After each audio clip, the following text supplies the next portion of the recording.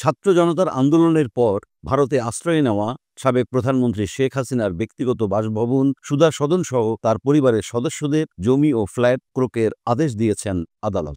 সোমবার 11 মার্চ দুর্নীতি দমন কমিশনের আবেদনের পরিপ্রেক্ষিতে ঢাকার মহানগর সিনিয়র স্পেশাল জজ মোহাম্মদ জাকির হোসেন গালিব এই আদেশ দেন। দুদকের উপপরিচালক মনিরুল ইসলাম আদালতে এই সম্পত্তিগুলো ক্রোকের আবেদন করেন। আদালতের আদেশ অনুযায়ী ক্রোককৃত সম্পত্তির মধ্যে রয়েছে ধানমন্ডি আবাসিক এলাকার 16 কাঠা জমির সুধা সদন, যা শেখ হাসিনার ছেলে সজীব ওয়াজেদ জয় ও মেয়ে সাইমা ওয়াজেদ পুতুলের নামে নিবন্ধিত।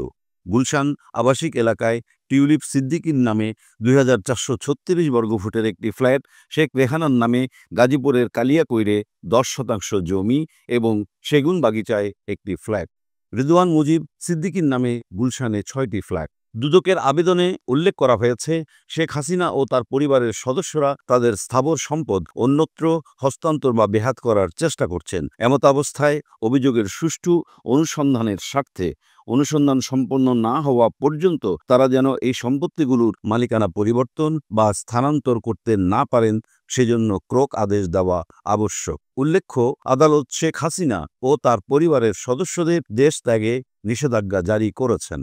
তবে ইতোমধ্যে শেখ হাসিনা ও শেখ রেহানা সহ তাদের পরিবারের সদস্যরা দেশে নেই।